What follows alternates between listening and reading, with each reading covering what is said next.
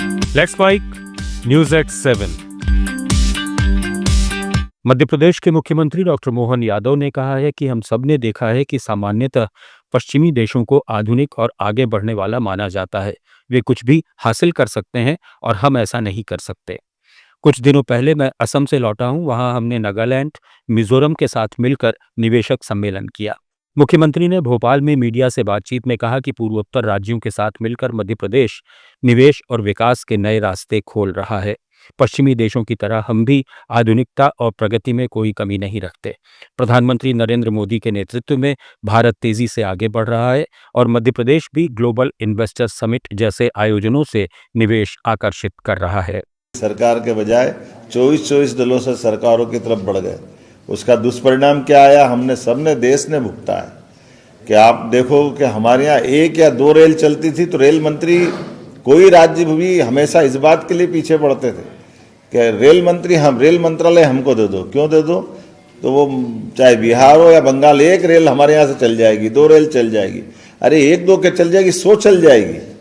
आज बदलते दौर में वो रेल मांगना, रेल मंत्री का बजट का मूल बजट के साथ जोड़ना, वो अंग्रेजों की पद्धतियां, ये जो गए जमाने जब अंग्रेजों ने रेल अपने लिए स्टार्ट की थी तो उनने उस रेल। केंद्रीय कृषि और ग्रामीण विकास मंत्री शिवराज सिंह चौहान ने मनरेगा योजना पर गंभीर आरोप लगाए हैं।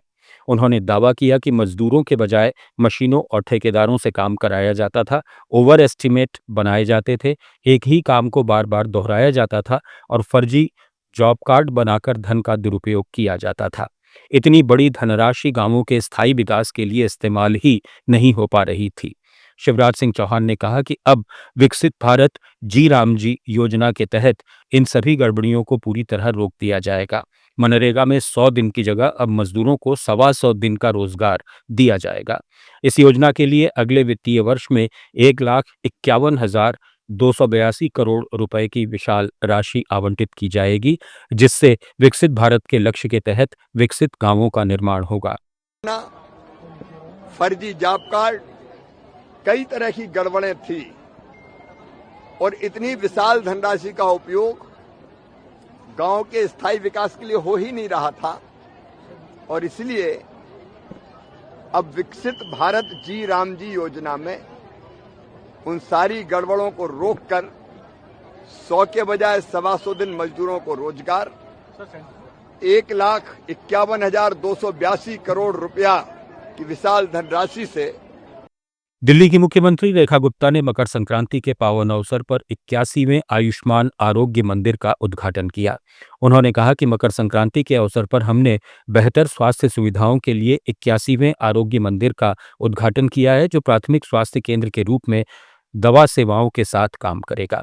ये उद्घाटन दिल्ली सरकार की आयुष्मान आरोग्य मंदिर योजना के 5वें चरण का हिस्सा है, जिसके तहत बुधवार को कुल 81 नए केंद्र शुरू किए गए। इनके शुरू होने से दिल्ली में संचालित आरोग्य मंदिरों की संख्या 238 से बढ़कर 319 हो गई है। हेल्थ केयर में हम दिल्ली को एक बहुत ही सुविधाजनक प्लेटफॉर्म दे रहे हैं। आपने देखा कि इस पूरे के पूरे प्रेमिसेस में जितनी सुविधाएं हैं वो अपने आप में एक प्राइमरी हॉस्पिटल के जैसे काम करते हैं। इससे न केवल बड़े अस्पतालों पे दबाव कम होगा, बल्कि अपनी रोजमर्रा की जो तकलीफें हैं, बीमारी है, जरूरतें हैं, उनको इन आरोग्य मंदिरों के माध्यम से हम उनको टैकल कर पाएंगे और लोगों को ना दूर। महाराष्ट्र के मुख्यमंत्री देवेंद्र फडणवीस ने राज्य में होने वाले स्थानीय निकाय चुनावों पर कहा कि ये चुनाव इस बात को साबित करेंगे कि लोगों को महाराष्ट्र सरकार पर भरोसा है। फडणवीस ने मुंबई में एक कार्यक्रम में ये बात कही। उन्होंने जोर दिया कि ये चुनाव महाराष्ट्र की जनता के विकास के प्रति समर्थन और प्रधानमंत्री मोदी के नेतृत्व पर भरोसे की परीक्षा होंगे। कि महाराष्ट्र की सरकार पर लोगों का विश्वास है और विशेष रूप से महाराष्ट्र की जनता ये प्रधानमंत्री मोदी जी के साथ है। यही इसका एक संकेत होगा और मुझे ऐसा लगता है कि कोई भी विजय, क्योंकि देश भर की भाजपा एक फैमिली है, कहीं पर भी विजय मिलता है तो फैमिली के सारे। न्यूज एट 7 में फिलहाल इतना ही। बने रहिए लेट्स माइक के साथ। आप सुन रहे थे let's mic more than radio. Follow कीजिए हमें हमारे सोशल मीडिया प्लेटफॉर्म्स पर